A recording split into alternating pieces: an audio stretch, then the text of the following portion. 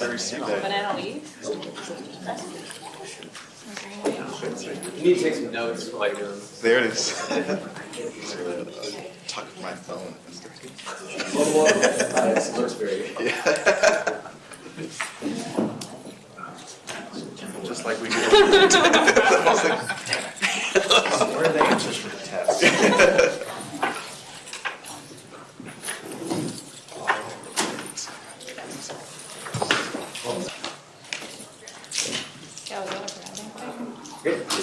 The Yale School for Environmental Studies, the Yale School of the Environment.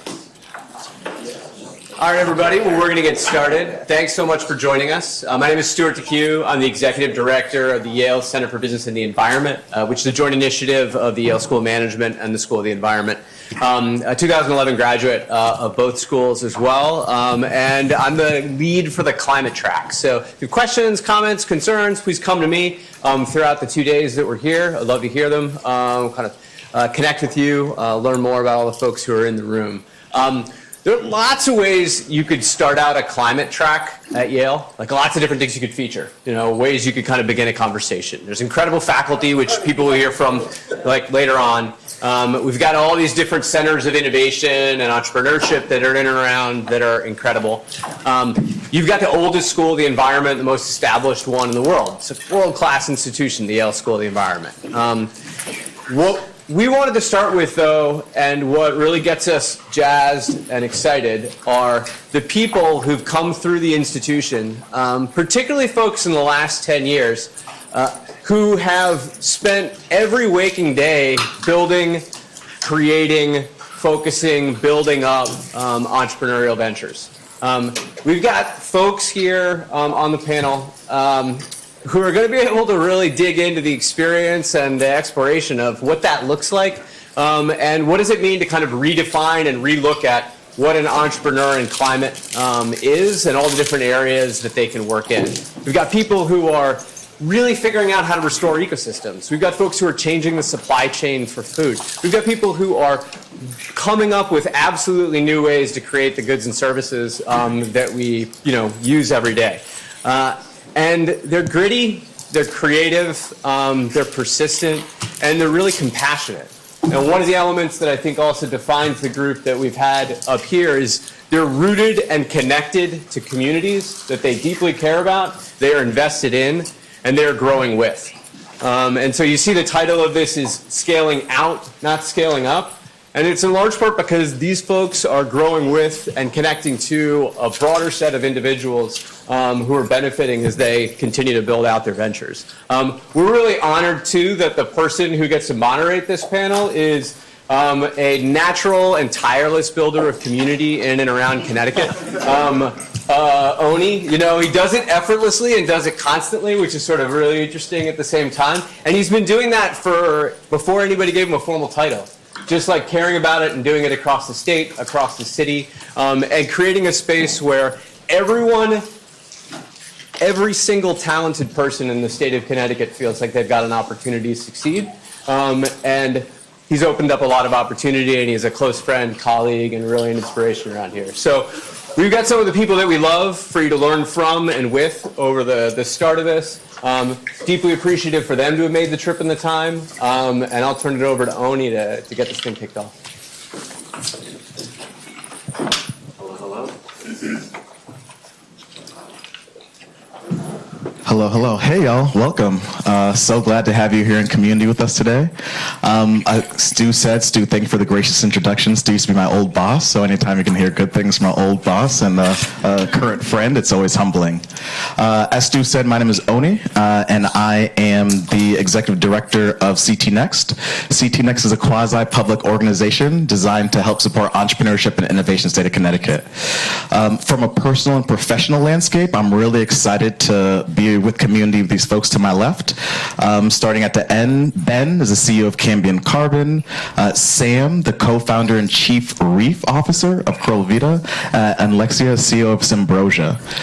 During their time at Yale, I had opportunity to connect with them, whether at Yale or outside through fellowships, and just seeing their growth over the past several years has been such a thrill and opportunity. And even talking with Ben outside, some of the lessons learned from scaling up and scaling out, it's been quite the battle and also quite the opportunity. So, would love to hop in some questions. I'm going to start just talking about, we'll give the opportunity for folks to give a little bit about their background, and from there ask some questions that can hopefully provide some more context of their incredible work. Ben, do you want to set us off? Yeah, absolutely. It's so good to be here. My name is Ben Christenson, CEO and co-founder of Cambium Carbon. We're on a mission to build regenerative supply chains, and we do that starting first with wood. So what we actually do is we built out a SaaS platform to help connect local wood producers and create circular economies in cities and connect that reused good into large national buyers. And then we help national buyers and folks in the built environment access local materials really efficiently and really easily. And we're focused on doing this, and we'll circle back on this a bunch today. I think everybody on this panel thinks about it, but on really holistic solutions. So really excited to be here. I was at the School of Forestry in 2020 and have been working on Cambium ever since and have had tons of support from this ecosystem. So it's great to be here. Thanks, Ony and Stu, and thanks everyone for being here. So my name is Sam, and I am a coral farmer. So Coral Vita is a company that grows coral to restore dying reefs. So I have a job that is both absolutely incredible and also one that shouldn't exist.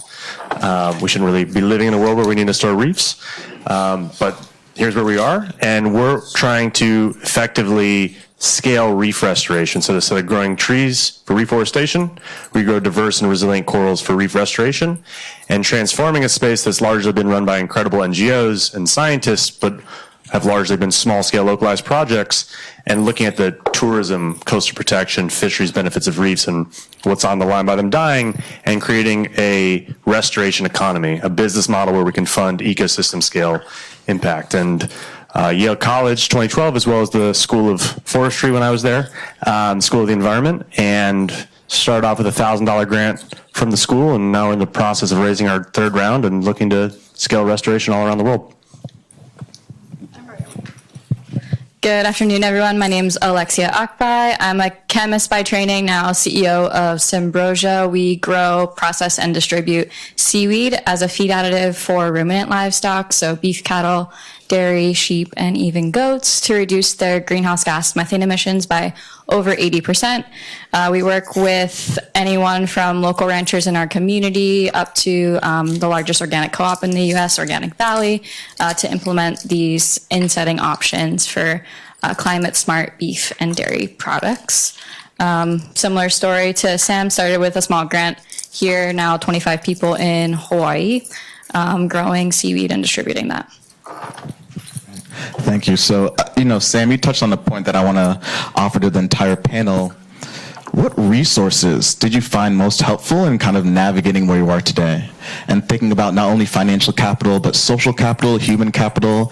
I think in building a business, especially at the operation of sustainability, there's so many different ways of thinking about acquiring and attracting resources, and then being able to engage and deploy them in a level of efficiency that you all have a lot of success doing. So tell us about your community. The folks who've been at the table from the beginning, or the folks who had to kind of pull by the ear to get here, and how you've been supported, and also what you need moving forward. Talk about your raising, but not only you all as businesses, but sustainable innovation as a sector. What's needed in order for us to continue this growth? Simple questions. So, for those who are just in the room, the governor just said, talked about people and talent, and I would say that that's been, since the inception of Coral Vita, the best thing we've benefited from in Yale and many of the communities we've been in. So I'm the co-founder of Coral Vita. My co-founder, Gator, which is really his name, Gator is my classmate at the Yale School of the Environment. We got advice from Peter Boyd, who's in the crowd way back in 2014 and 2015, and CBay was supportive, and we did the Yale Entrepreneurial Institute, which is now the Sci Center, and have done a number of different fellowships like Echoing Green, the Halcyon Incubator, and others, and mentorship, training, funding, but really other people who you can call upon, ask for help, learn from, be friends with. I think that's one of the greatest benefits of being an entrepreneur, particularly a social entrepreneur. To jump past one of the many questions you asked. I would say, as far as we're fortunate at Coral Vita, we've raised a pre-seed and a seed round so far. We're raising a $2.5 million bridge right now, eye toward a Series A towards the end of the year. But as I mentioned, we started off with a $1,000 grant from the school. That's obviously, with a brother who is a former VC, I understand deployment of resources is a very tough thing. But the number of people, particularly with climate tech growing as a sort of investment space, the number of people that want to write $5 million checks and $50 million checks and $500 million checks, which is essential and great. There's so many good entrepreneurs and ideas that need $5,000, $50,000, $500,000 checks.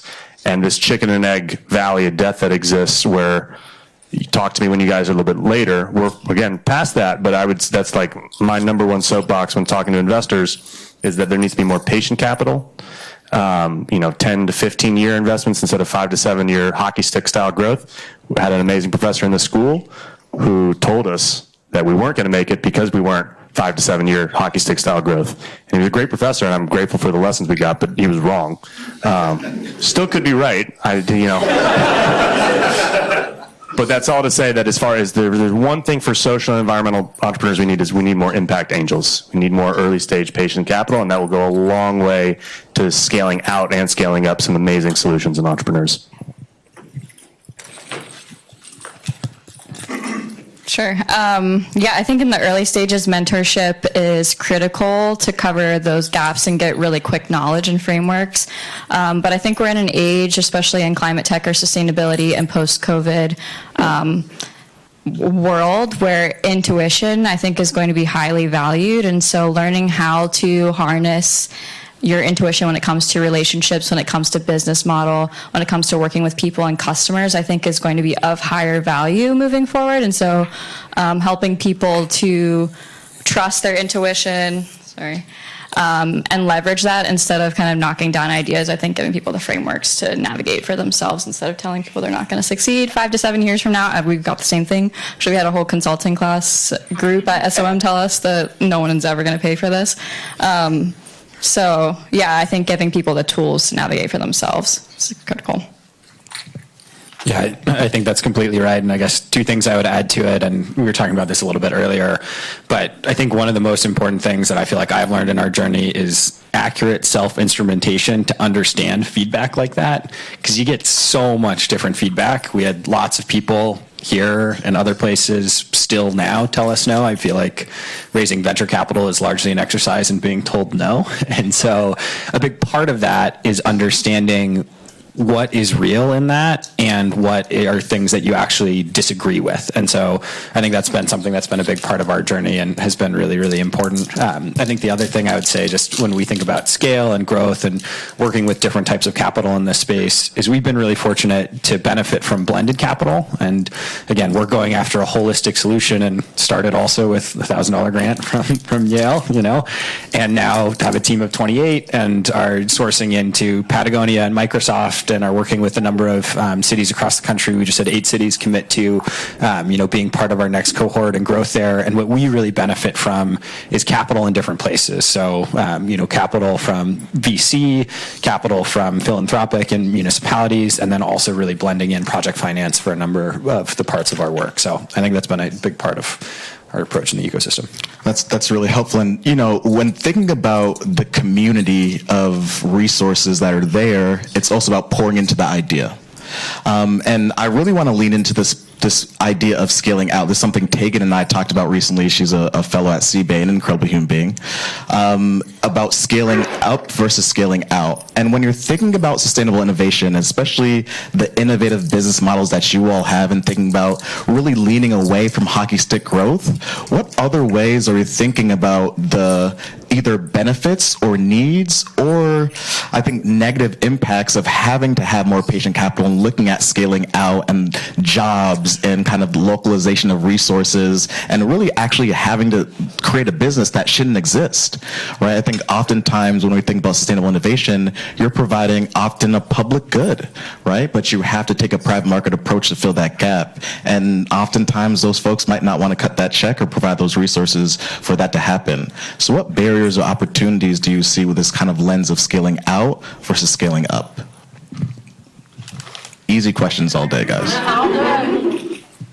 I could maybe start on that one and then pass it over. But I think one of the big things, and going back to the blended capital model, is we can actually make venture capital dollars work a lot further. And so, I think one of the things we think about is we do want to be on the hockey stick for parts of our business, right? And so we built out a SaaS platform that is, building bottom-up data that allows us to view and track the carbon impact of every piece of wood that moves through our platform.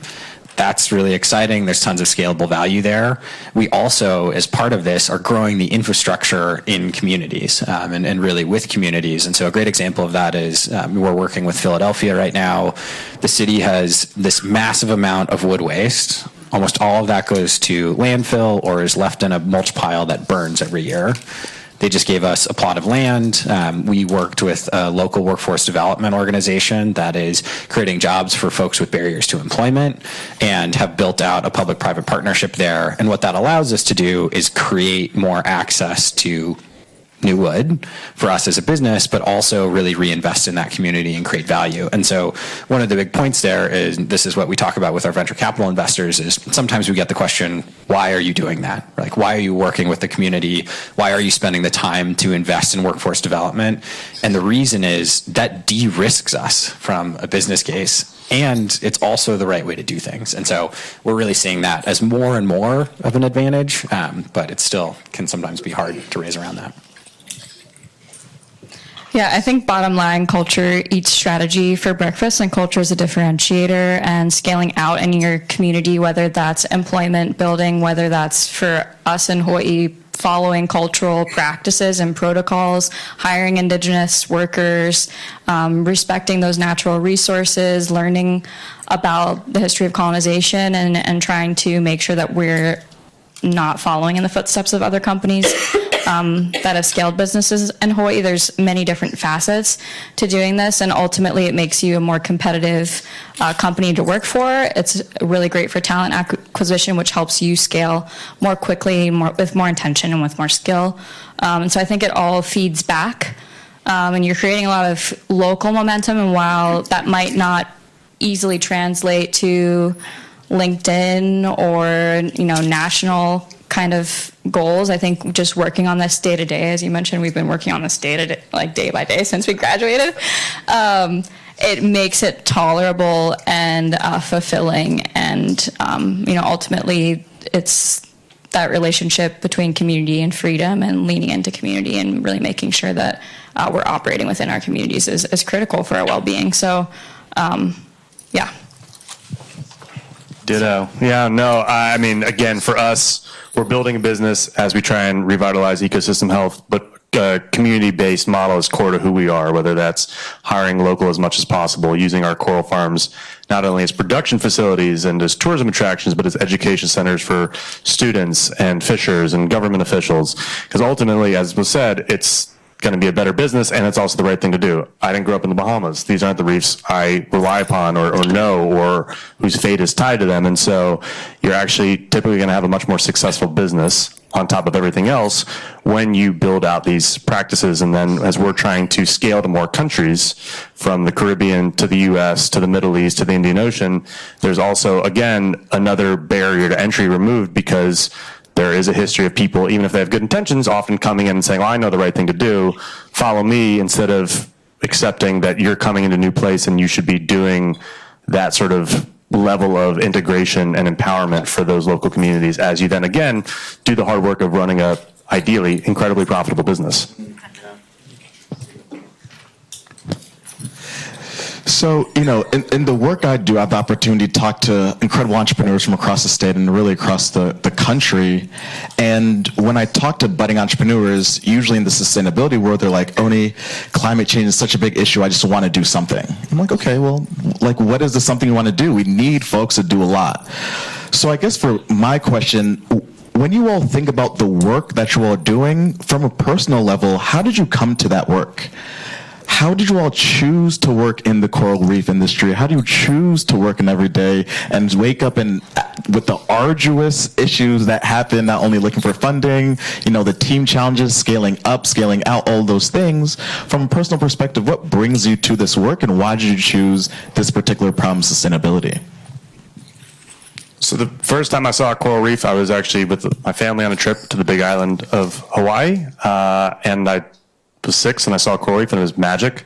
And then as soon as I was old enough, I got scuba certified. Still didn't think I was going to be a coral farmer. Growing up in the lovely Potomac River of Washington, D.C. I had more background in sort of NGOs. I worked for a friend and fellow Yale College alumni, Vedant, who started a NGO called Eli Africa in Mauritius. It's actually the first time I experienced coral farming. In addition to doing education with local communities, we got a grant from the UN to do a traditional coral farming project, which played a big role in why I chose to do things as a business. When I was in grad school, I had the opportunity to intern at the White House doing climate adaptation policy, as well as for coalition island nation governments. And along with Gator, who's coming more from environmental science and academia, we were finding ourselves more and more frustrated, already being committed to working in sort of climate and nature, by the limitations that exist for government, NGOs, scientists. Amazing work being done by many, many people. But particularly when it comes to coral reefs, we need to stop killing them. We're not going to be the ones that solve climate change and habitat destruction.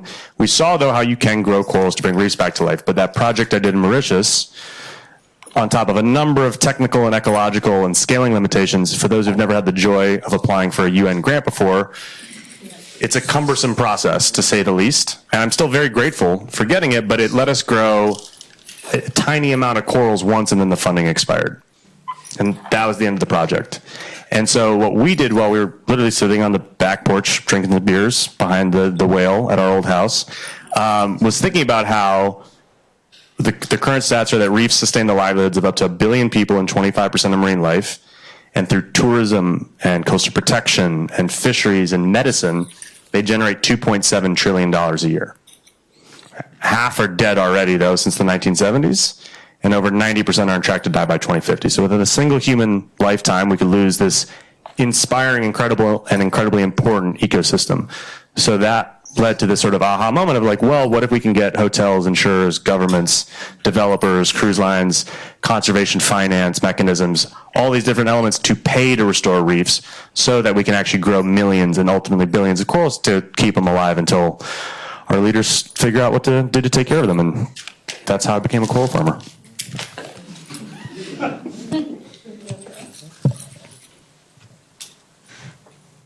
For me, it was a little bit of a curvy experience. I'm originally from Turkey and was back in my home country doing a summer abroad at a university, and it was right after the country had experienced an influx of Syrian refugees, about 13 million people over the course of a few years. And at the time, one of the scholars at the university was giving a talk, and he was explaining how the refugee crisis was a result of drought in agrarian communities, and that climate change had exacerbated the drought, and that this was kind of just the start of a large number of climate refugees. At the time, it was 300 million anticipated. Now that number has grown to over 1 billion climate refugees anticipated by 2050. So I think just seeing the violence that was occurring and those that were suffering as a result really triggered me to refocus all of my efforts into climate. At the time, I wanted to be a doctor, but I felt like I would have just been putting a Band-Aid on the issue rather than solving the root issue.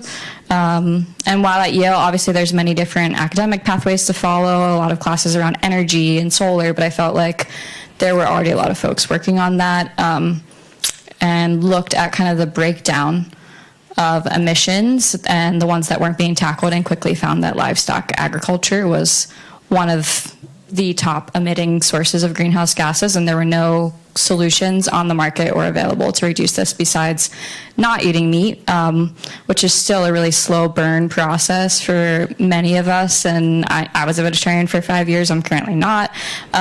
We need other solutions. And so, applied for that small grant. I think our project name was like Move Over Methane.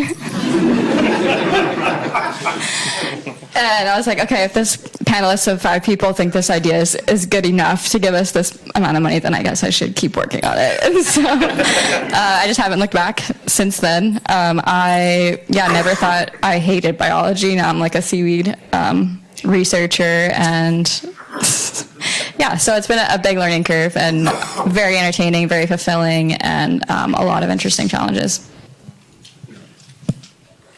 Yeah, similar, I think, in certain ways and different in others. For me, I was born and raised in a really small town in rural New Mexico, up in the national forests. And when I was really young, the forest got devastated by pinon pine bark beetle. And so I basically watched the trees die. I was also an only child, so they were like my best friends. And what happened there is that I understood from a really early age. My mom's a scientist, and she connected the dots that was connected to climate change. And so really started focusing on that and seeing that as my life's work.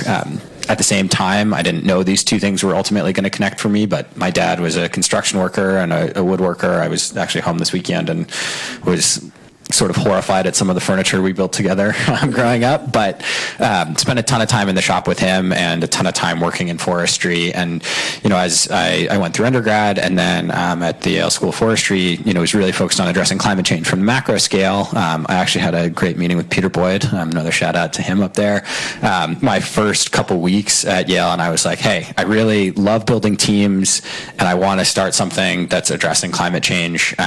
We had a great, discussion and started to move forward on that idea. Was working at the World Resource Institute on federal policy and came across this massive overlooked problem around urban wood waste and the fact that 46 million tons of wood get wasted every year. And there's a massive opportunity to turn that into real value and real opportunity there. And so started with the initial grant. We ended up getting a $200,000 grant from the Nature Conservancy, which allowed us to really start and grow. And then we raised pre-seed, seed, and just closed a seed plus round as well. And so it's been a big journey. And I think part of your question was about how do you stay emotionally connected throughout all of that. And I think one of the biggest things for us and what we see is staying emotionally connected is about building process. And for me, I think one of the things that we are starting to do better and better as a team is have different frameworks for when we are looking down and when we're looking up. And I think when you can build process around that, it can help you stay a lot more emotionally connected to the big and what we're all going after when you're slogging through the day-to-day. So that's really helpful. Alexia, I remember when I was at Sci-City, Center for Innovative Thinking at Yale, and you first came with your idea. And I remember the amount of research that went into it, and just like you looking at papers from around the world and really trying to cultivate this argument and this articulation of the problem, and even more importantly, this articulated solution, and really transfer those ideas and that research into, hopefully a backable company. In your experience, how difficult was that process of translating science into essentially like use-inspired research to then build a business? What was that like? Because I know a lot of folks who are like kind of reading the articles, seeing what's happening down the pipeline, and there's, I think, an increased need for scientists to be able to operate within the capital markets. So how did you navigate that, and what resources or insights would you have for other people?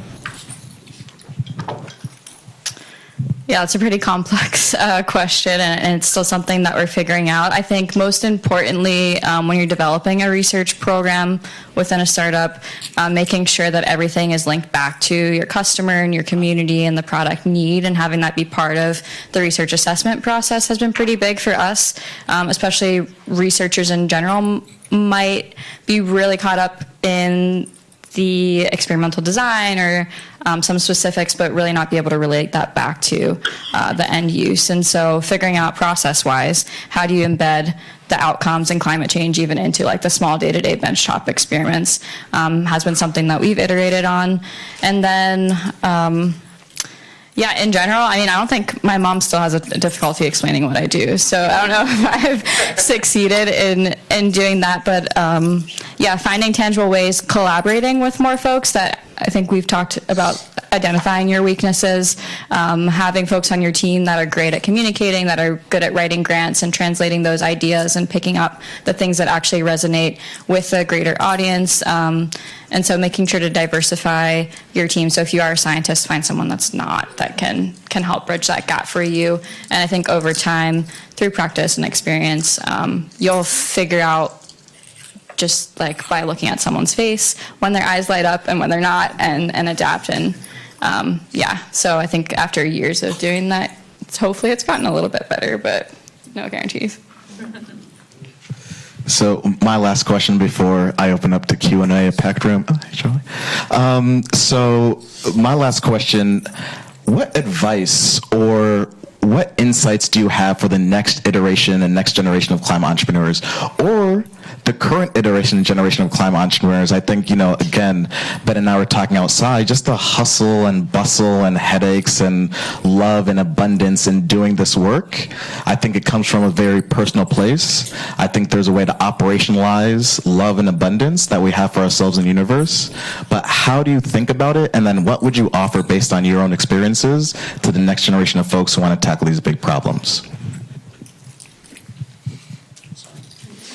Yeah, I would say, the biggest thing that I think about with that is it really takes so many different people to do this. And something we were talking about a little bit earlier as well, but is getting the right type of advice. And so one of the other parts of our growth story is I actually took renewable energy project finance in Gross and had a model that came out of that then I pitched to my then boss at the World Resource Institute and really started Cambium.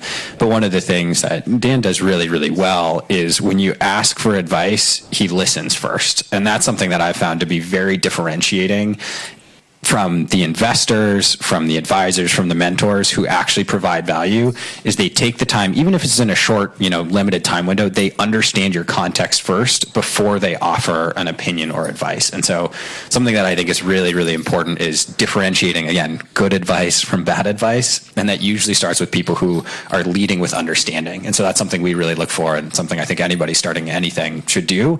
And for folks who are mentoring, do more of that, right? Start with questions and then, go in with your opinion. Classic cliche, but you miss 100% of the shots you don't take. Almost every single time the worst answer you're going to get is a no, which is the same thing as not asking. So we were on a panel earlier, and if I was sitting where you guys were when I was in school, my friends usually made fun of me for being the person that always raised their hand in a Q&A session.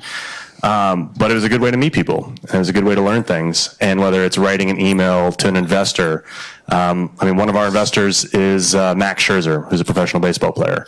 There was an article that he and his wife Erica loved to scuba dive. Seemed like with his sizable contract and a love for scuba diving, maybe they'd love what we're doing. And through a friend of a friend, I got Erica's email and I wrote her a cold email and she replied. And there's plenty of emails I've written that didn't lead to anything, but that I think going for the grants, things I didn't have at all ever on my bucket list was planting corals with Prince William and Princess Kate. But that happened last year because we won the inaugural Revive Our Ocean Earthshot Prize. We never thought we'd have a chance for that, but we got nominated, we applied, and we won. And there's whether it's, again, potential partners, investors, grants, whatever the situation may be, raise your hand, write the email, put yourself out there. Because maybe nothing happens, but that's the same thing, as I said, is not putting yourself out there, and sometimes some real magic can happen. Yeah, kind of similar. Just don't undersell yourself. Maybe you have imposter syndrome. Maybe this isn't your field of expertise. Maybe you're a first-time entrepreneur. Maybe some mentor told you it's not going to work, or a whole consulting group at SOM told you it's not going to work. Still there. But I think then you set yourself up to not succeed as much as you could have. So when you're establishing an advisory board or when you're looking for investors, go after the best possible case scenario, the best person that you could ever think of to be your advisor or your investor, because you miss 100% of the shots you don't take. And yeah, you're not setting yourself up to succeed, and success is a mindset. And so I think really spend time imagining what that end goal looks like and what your company looks like in 10 years from now, and then work backwards to execute on that. And I think I'm starting to have that mindset and starting to make up for it after realizing that that's really a reality and it's possible. But I think encouraging peers and those that you're mentoring and those in your network to think that way will help us get to that climate future that we're really looking for. So. Okay, so we have 3 incredible panelists. We have 15 minutes. Set us off. Go ahead. Nice to see you all. When you talk about scale, often you have to talk about speed. And so many of the things you mentioned were more patient capital and blended capital. That's inherently kind of asking investors to make less money in the short term. And so I'm just curious how you grapple with that personally when you're kind of interacting with investors. We're very upfront about it. We let people know right now. Again, we're closing in on our target for this current round, but we're 10 to 15 years. We're patient capital. We think we can be a hugely successful company, but it's mission and impact forward. So I often also I particularly lead with that if someone says they're an impact investor, because I've learned that could mean many different things. Maybe it's a VC who cares. Maybe it's truly someone who's driven by impact. But we're always upfront and honest. And if it's not a right fit, it's not a right fit. But that's just having that established from the baseline, I think, make sure that both of us aren't wasting each other's time. Yeah, I've been told I should be more manipulative, basically like by an investor. But I think my response to that is just being accountable. I will do 85 to 90% of the things that I tell you I'm going to do. And even though this other guy's pitch sounds great, he's only going to do 15 to 20% of what he's telling you you're going to do. So just being accountable, being reliable, honest is my strategy. It's not like I'm doing, in the top 5% of investment in the investment sphere, but it's working, and we're not financially stressed at this point, so we can continue to build our mission. I think for us, maybe it's slightly different because we have a SaaS and technology platform that we're able to really leverage and lean in on in that space. But I do think something on the type of capital and sort of the mentality you see sometimes with, being asked to have like a slower return as something that's negative, right? And it's just math, right? If you're more likely to succeed and you're building all these other pieces, then a longer, horizon works. Again, for us, we really lean in on the technology and the scalability there, and are seeing that really grow. And we have a lot of our investors really are, top tiered SaaS VCs, and so that allows us to fit in that category too. Yes, hi. I represent this nonprofit incubator based in New Haven. We've been at it for a very long time. I'm not going to be over optimistic, but I do think that things are going to really improve in terms of investing with a longer time frame. Because in the past, I would say 40 years, there have been a lot of mistakes in the venture capital world. People have invested in all kinds of bubbles. People like, the Bitcoin thing kind of blew up. Then we saw that bank in Silicon Valley. And the fact that there's much more consciousness about climate and the environment, I think more and more investors are going to be looking for stability, sustainability in all kinds of meanings. And people lost a lot of money chasing all kinds of things that didn't pan out. And this has been going on for a very long time. I have a question for Ben. I agree with you. If a few years, well, it was like in the because I'm from Haiti. After the earthquake in Haiti, we were doing research in companies that were recycling construction waste. and there were quite a few of them in Connecticut. They were not doing that well, unfortunately. So I wanted to ask you if you, since you, and I agree, there's a lot of potential in the wood waste business. Are you working with some of these construction waste companies that are recycling construction waste? And, I don't know what the scene is now. Sure. So, just want to have some idea, because I think there's also a lot of potential in recycling of construction waste. 100%. No, it's a massive, massive issue, and there's also a really massive underlying opportunity there. So, as I mentioned earlier, 46 million tons of wood waste every year. Just to put that in perspective, Weyerhaeuser, if anybody knows them, the nation's largest timber company, harvests about 30 million tons of wood waste every year. So there's more that's coming down than our largest, folks that are harvesting trees from forests. And so that scale is massive. We actually send about 18 million tons of wood waste to landfills every year, which doesn't make sense from a cost perspective. We spend almost $1 billion a year in our cities paying to put wood in landfills, and just that portion of the resource alone is somewhere around $12 billion in economic value that we're literally paying to send straight into landfills. So there's a huge opportunity. I think the other part, and something that I think we all work on, is connecting local workforces and local companies into the national scale. And I think a big part of our job is code switching between those different spaces and really helping to elevate businesses that, operate in smaller scales with different ways to really grow. And so that's a big part of what we spend a ton of time doing, is working with local deconstructed wood, other reclaim shops, and helping them expand and grow and then access, different spaces they wouldn't traditionally have access to. Hello, my name is Mark. I'm an alumni, and I work at Union Square Ventures, a venture capital firm in New York, on the Climate Fund. I have a question for the three speakers about what you think the role of carbon markets would be for growing your business. Well, I probably have the easiest one there. There isn't one. My life would be a lot easier if coral sequestered carbon in a meaningful way. You could make the argument with secondary levels, meaning that if coral reefs are healthy, therefore organisms that rely on coral reefs that sequester carbon will be there.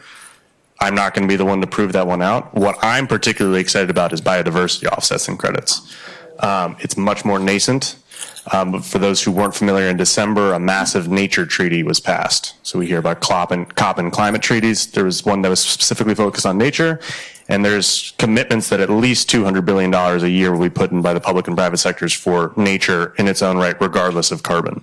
And so when you think about corals, again, in addition to the tourism, the coastal protection, the fisheries, benefits of reefs, it's massive biodiversity potential, which is often in some cases, like if you're talking about mangrove forests or seagrass meadows, the ocean is an amazing source of organisms that can sequester carbon, even whales. And so you can connect the dots there. Talk to me in a few years, and maybe I'll be able to sell you some carbon stuff. But I think there should be a huge focus on biodiversity as well from people that have really been exploring the carbon space. I guess out of necessity, we have a project on the Vera marketplace and are under audit right now to produce our first credits. So we should be the first project producing methane reduction credits from seaweed for cattle. But I think on a peer-to-peer level with our customers, something I've been navigating lately is that a lot of farmers and ranchers and landowners have been approached by ag tech companies with these solutions, carbon solutions, which are basically really large, confusing contracts asking them to participate in a program where the carbon credits basically are sold and the revenues are kept within this company. And so it's kind of created this really perverse landscape where no one wants to collaborate on carbon credit projects because basically expecting farmers to create credits for the Microsofts and all these other companies that have exploited all of the resources and the natural environment. So that's kind of like my latest complication with credits is luckily, being involved in the community and establishing those really good relationships allows us to talk through it and get to a point where they can trust us enough to buy in and be part of the contract. But I think we really have to think about who we're asking to create these credits for us. I obviously already cook stoves in Africa was problematic, and now even U.S. farmland I think is starting to be a little bit problematic of who's actually fixing things, and our farmers are already going through enough climatic stress and trying to keep their businesses together because of the economic system that we've created. So I think that's kind of my loop right now that I'm on, but we have to. Our investors want verified credits, regardless of the recent news about Vera. There's no other platform really to subscribe to. Yeah, I'd just say really quickly, our perspective on it is we're really trying to build a business that has fundamental and strong unit economics, agnostic of carbon credits, but we see that as a real upside longer term. I think the key thing for us is, when we're selling into a larger customer, like we just did Microsoft's new headquarters, or we're launching products with Room and Board, when we're doing that, part of what we are selling them is the full story, and what we're really building is a transformational data platform where you have bottom-up data on the actual life cycle of those products as they move through the value chain. And so instead of going backwards in that, you're able to go from the bottom up. But part of that is one of the reasons that they're purchasing from us, in addition to lots of others, is that they are, essentially insetting that carbon value, right? They're calculating that into their building emissions. And if we're going to offset that, there's complexity there and there's an opportunity there, but a lot of that is potentially double counting. So our whole goal is to really build it without the need for that. But longer term, there's potentially some upsides there.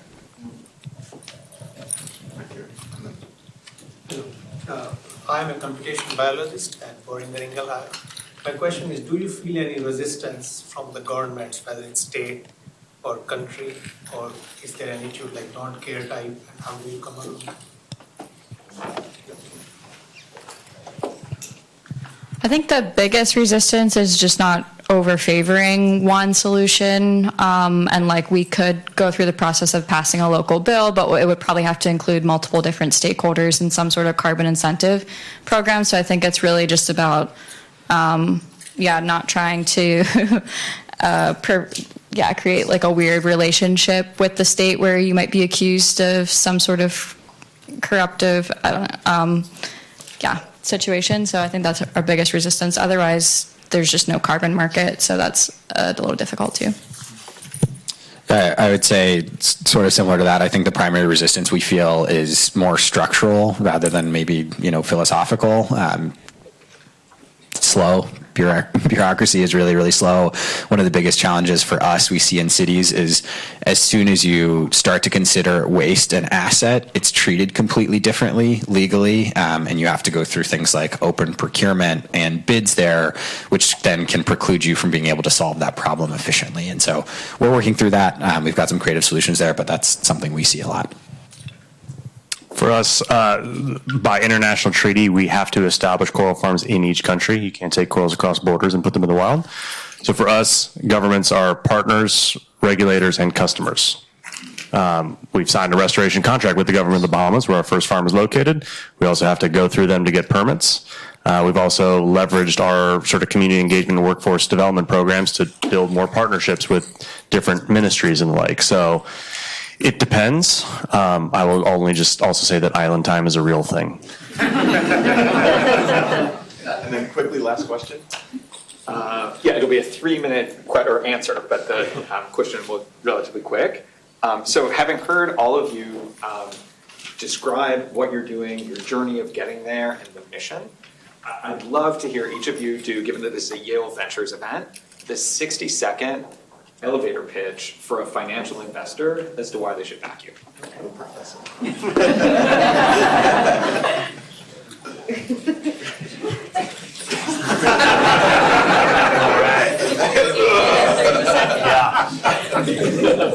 So, do you want me to do it in the voice? Coral reefs are one of the most magical ecosystems on the planet, and they're also one of the most important. They sustain the livelihoods of up to 1 billion people and a quarter of marine life, and they generate $2.7 trillion a year. But all that value is on the line by climate change and habitat destruction. Half the world's reefs are dead, and we're on track to lose over 90% by 2050, and that threatens people, that threatens biodiversity, it threatens economies. Coral Vita, we grow corals up to 50 times faster. which is months instead of decades, while strengthening their resilience to climate change threats, while then deploying an innovative commercial model, where instead of being reliant on one-off grants and donations, we use high-tech, land-based coral farms selling restoration as a service to reef-dependent customers, turning our farms into revenue-generating tourism attractions, tapping into conservation financing mechanisms, having an Adopt a Coral program from individuals to the Corona Beer Reef we're restoring off the coast of Grand Bahama, with an intention of catalyzing a restoration economy in order to scale impact needed to keep reefs alive for future generations, create a successful business, and hopefully eventually get put out of business because reefs are going to be in good shape. And I also, since this is probably my last time with the mic, I got to take the advantage of doing this. One, because I think it's a great company. Two, because I do think that the ability for financial health and wellness to play a key role in decision making so people can actually support climate tech things. But also my life will be much easier if my partner, Courtney Cardin over here, and her company, Aura Finance, if you're interested in learning about it, you should go talk to her.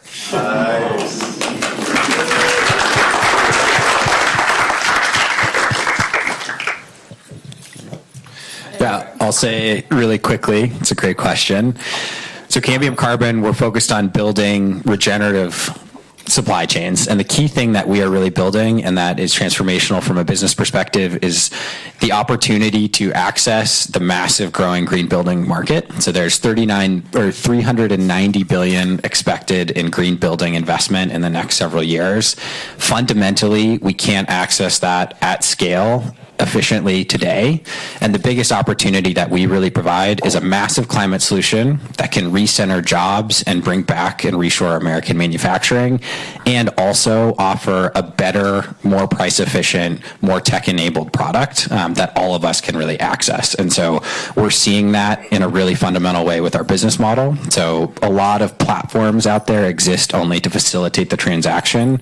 We both facilitate the transaction, but we also have embedded data on the supply side. So that gives us a real advantage in the growth, control, and upside of the supply chain. And then we also really are embedded in the demand side. So we have 52 million in committed pipeline right now. We're seeing massive scale there because we also own the brand and are able to control on the demand side as well. So because of that, we've got a real upside, a very scalable, venture-backable opportunity that's already backed by a number of world-class investors.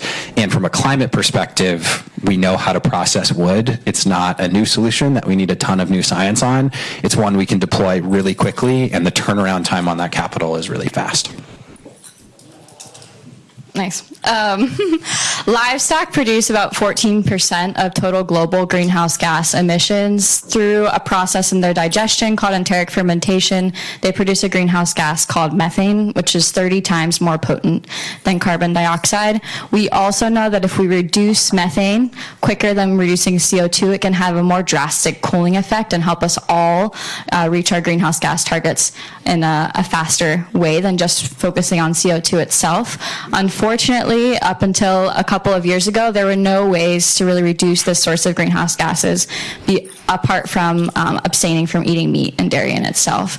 We know that the human population is growing, and 2020 we reached peak beef and dairy consumption in the U.S. Developing countries are continuing to increase their consumption of these products. But luckily, in 2016, a group of researchers found that when you incorporate a specific species of seaweed into the diet of these livestock at a small percentage, we're at about 2.2%. Now it can reduce that source of emissions by, we're seeing 85% and higher in the field. So, that's about 12% of total global greenhouse gas emissions that can be reduced through a seaweed solution. At Symbrosia, we were formed to basically commercialize this product into society. So we have taken a wild seaweed crop and brought it into domestication and commercialization. That includes a seed bank of over 500 strains that we've continued to breed over the past 2 years. That includes a prebiotic microbial product that is used in combination with our algae that we've been able to increase the yield and the growth of the seaweed by 4x. And then that just includes processing and distribution and a lot of customer relationships that we've built. So the largest organic co-op in the the country. Organic Valley is one of our partners, and we basically provide an in-setting solution to a lot of these very large corporations that have massive greenhouse gas reduction targets and no way to reduce their methane emissions. So it's a singular solution for a pretty massive market, and that's what we're trying to do. Incredible job.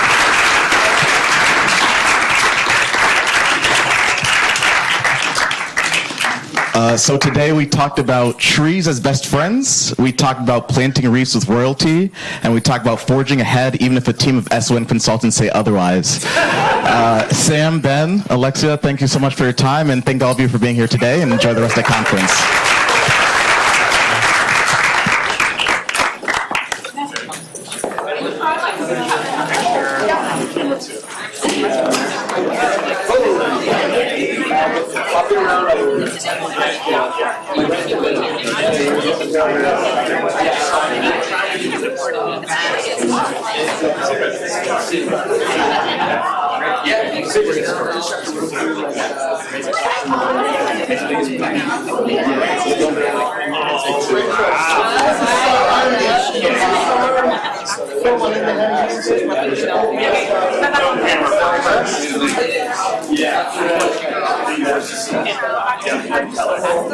Give it a wheel.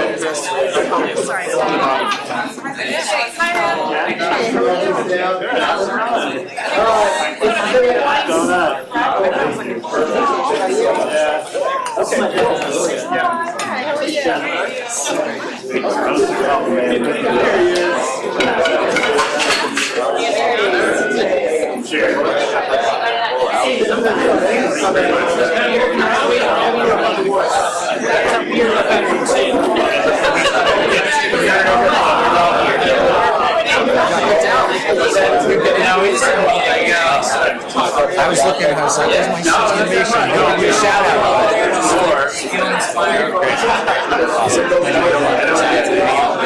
Catch up for an hour or something.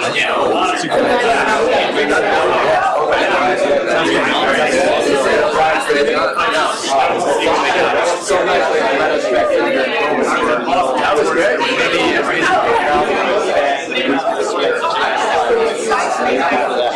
There he is.